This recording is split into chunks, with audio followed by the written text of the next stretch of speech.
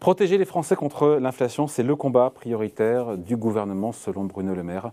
On en parle à l'occasion du premier Conseil des ministres. Bonjour Xavier. Bonjour David. Xavier Timbaud, directeur principal de l'OFCE. On rappelle, ce chiffre, on est autour de 5% d'inflation aujourd'hui en France. Et que sans les coups de pouce du gouvernement précédent, celui de Jean Castex, à savoir les boucliers tarifaires sur l'électricité ou le gaz, on ne serait pas à 5%, on serait comme les petits copains, au moins autour de 7%. C'est ça. Voilà.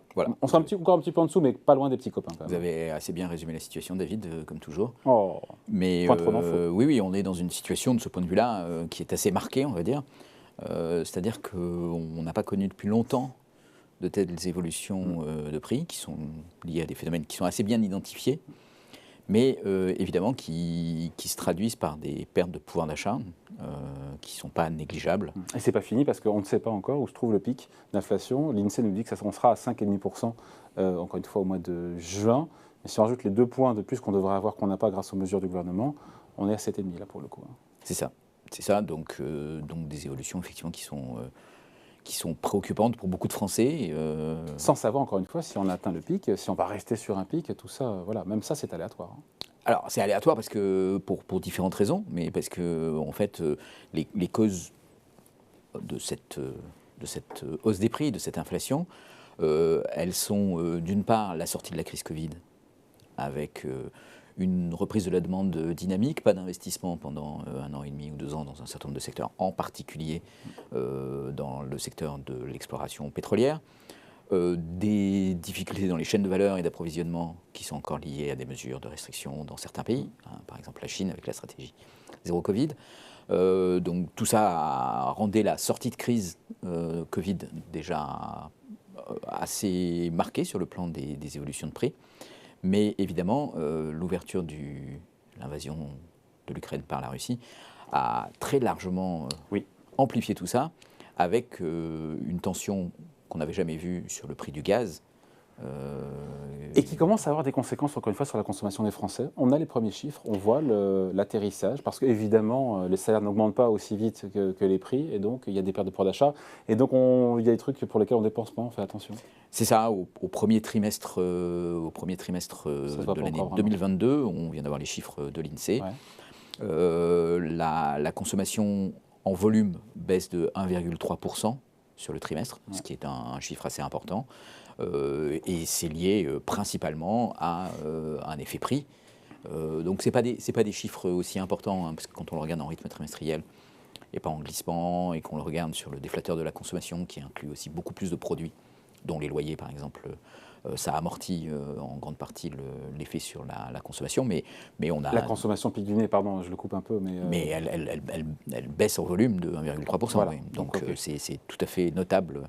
Effectivement, dans un contexte où les revenus n'augmentent pas tant que ça. Enfin, il y a une hausse des salaires de 0,8% au premier trimestre 2021. Non, mais c'est que nouille à côté de la hausse de l'inflation. Bon, c'est pas que nouille à côté de la hausse de l'inflation. La hausse de l'inflation, elle est de 1,3%. Donc en fait, là, on ne compare pas la même chose. Non, mais... Oui, parce que c'est par trimestre, et donc il faut faire attention à bien prendre les chiffres. Donc 0,8, ça fait 3%. Voilà. 3% de hausse des revenus des salaires contre 5% par an pour sur l'inflation. Ça fait une grosse perte de pouvoir d'achat. Donc ça fait une perte de pouvoir d'achat qui est notable, qui est de 1 à 2%, plutôt 2%. Et donc une des priorités de ce nouveau gouvernement, Conseil des ministres aujourd'hui, ce lundi, c'est donc cette préparation du projet de loi sur le pouvoir d'achat, d'ailleurs qui sera présenté juste après les législatives. Bruno Le Maire nous rappelle les leviers, il n'y a pas de surprise, mais les leviers que le gouvernement doit actionner. Il doit activer Prime Macron, donc il en parle aujourd'hui puisqu'il reçoit le ministre de l'économie et les partenaires sociaux, dont MEDEF, les entreprises pour la Prime Macron, le chèque alimentaire, la revalorisation des pensions. Tout est quasiment connu. Après, c'est une question de curseur, ou de combien on revalorise les pensions, etc. etc.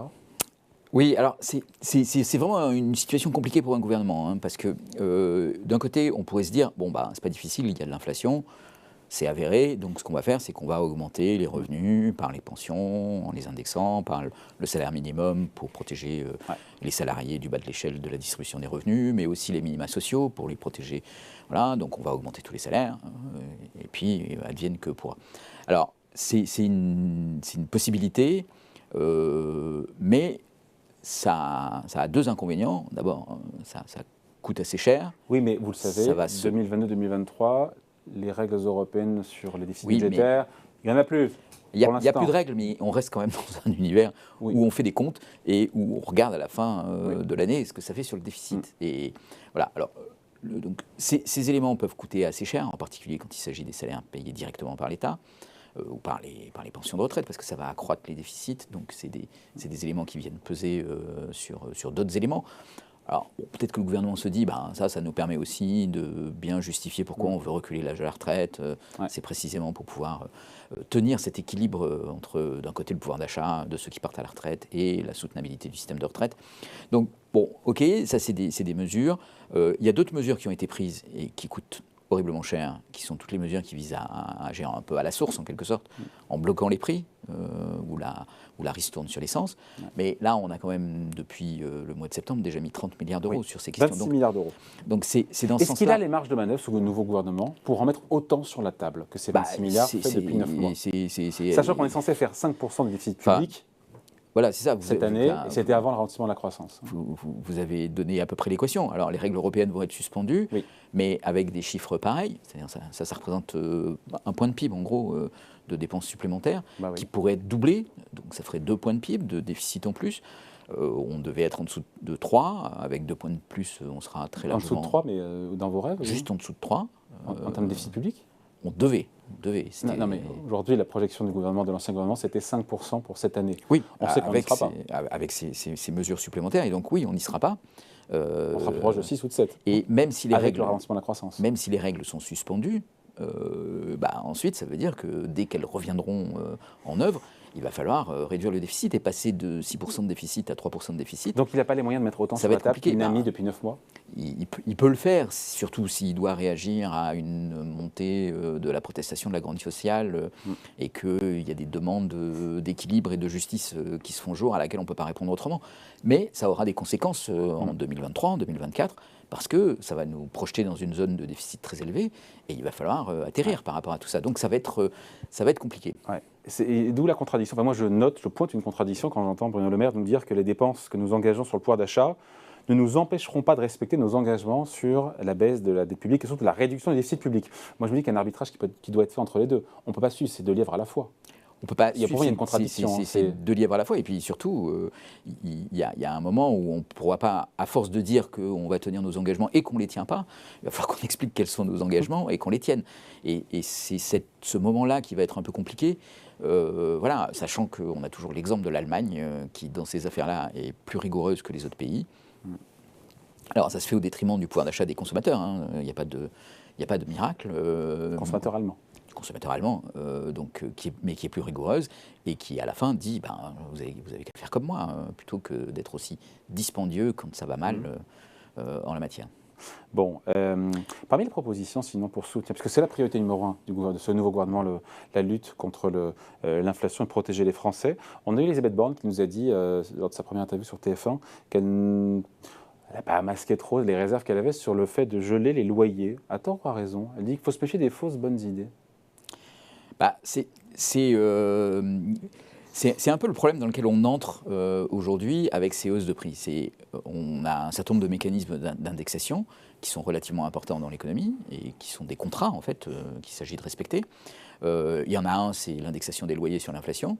Et là, les prix augmentent de façon assez significative et donc, logiquement, oui, il faut quand même respecter ce contrat qui est écrit noir sur blanc et qui est connu de tout le monde et ce n'est pas une surprise.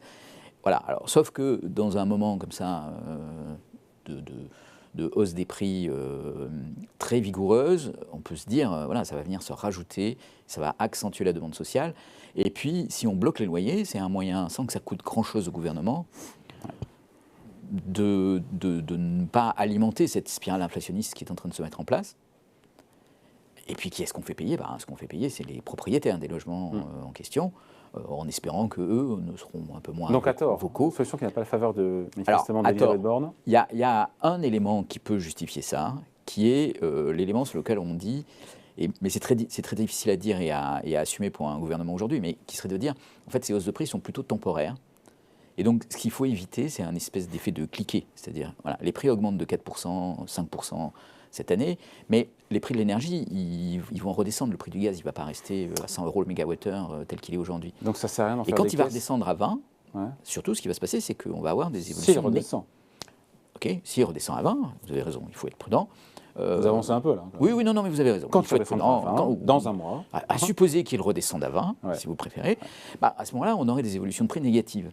Or, l'indexation du SMIC, l'indexation des loyers... Ça marche dans les deux sens. Non, justement, ça ne marche que dans un sens. Et donc, c'est ça l'effet de cliquet. C'est-à-dire que, voilà. Alors, quel est l'intérêt de bloquer? L'intérêt de bloquer, c'est de dire, regardez, comme ça va être transitoire, plutôt que de faire un effet de cliquet et d'augmenter les salaires, d'augmenter le SMIC ou d'augmenter les loyers, en fait, on les bloque, on bloque les loyers, et puis, dans 6 mois, on s'apercevra qu'en fait... voilà, l'inflation moyenne, y compris la baisse des prix, elle est moindre, et donc on indexera les loyers comme il se doit sur cette évolution beaucoup plus raisonnable. Voilà, ça c'est un peu ce que tout le monde a en tête en fait, c'est-à-dire que il s'agit, et c'est pour ça qu'on regarde plutôt aujourd'hui des mesures qui sont un peu des expédients, qui sont un peu vous voyez, des pansements à court terme, parce que tout le monde espère... Mon seul sujet, on finit là-dessus, Xavier, c'est quels sont les moyens budgétaires et financiers dont dispose ce gouvernement pour protéger les Français de l'inflation. Priorité numéro 1, nous dit Bruno Le Maire. Moi, je me dis, voilà, 26 milliards ont été dépensés en 9 mois. C'est effectivement des chiffres qui sont vertigineux. On est allé jusqu'à 26 milliards, on pourrait imaginer doubler cette somme, mais voilà, ça fera 2 points de PIB. 26 milliards de plus. 26 milliards de plus, oui, donc ça fera un point de PIB. Un point de PIB de plus qu'il va falloir financer. Juste quand même, pour vous indiquer un point, beaucoup de cette question vient du prix du gaz. Et ce prix du gaz, il est aujourd'hui extrêmement spéculatif, parce qu'il y a le conflit avec la Russie, que la Russie est notre fournisseur numéro 1, que les pipelines, c'est difficile les gazoducs, c'est difficile à changer, etc. Mais le prix du gaz, il est coté à Rotterdam, chez un opérateur qui fournit une cotation du prix. Tous les Européens auraient intérêt à ce qu'on dise on suspend la cotation du prix du gaz, et on le ramène à 20 € le mégawattheure de façon... totalement Pourquoi c'est pas délibéré. dans le débat, ça ? Oui, c'est une question intéressante. Pourquoi c'est pas dans le débat? C'est-à-dire, en fait, qui pourrait s'en plaindre de ça? Principalement la Russie, qui pourrait dire c'est un énorme préjudice pour nous. Mais qu'ils viennent se plaindre, et qu'on discute. Alors, c'est un mécanisme qui pourrait induire une réaction de la Russie qui serait de couper les approvisionnements en gaz. Donc, c'est peut-être pour ça qu'on ne veut pas aller dans cette voie-là. Mais je pense qu'il y a un moment où il faudra quand même réfléchir, parce qu'aujourd'hui, les 26 milliards qui ont été mis sur cet amortissement pour les consommateurs, que les consommateurs apprécient, qui pourrait être augmenté dans le futur, en fait, c'est quoi? C'est de l'argent qui, en fait, sert à financer la Russie, au final. Donc, il est bon de le rappeler. Mais oui, il est bon de le rappeler. Et ça, c'est quand même assez paradoxal qu'on creuse des déficits pour financer... Indirectement, un belligérant dans un conflit dans lequel on a condamné par tous les moyens et dans lequel on est indirectement participant aussi en fournissant des armes.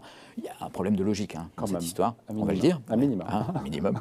Et donc peut-être qu'il faudrait commencer à penser un tout petit peu en dehors de cette boîte pour se sortir de cette... Out of the box, pour se sortir de cette situation qui a des côtés totalement absurdes, vous en conviendrez. Merci beaucoup. Explication signée Xavier Timbaud, économiste et directeur principal de l'OFCE. Merci Xavier. Merci David.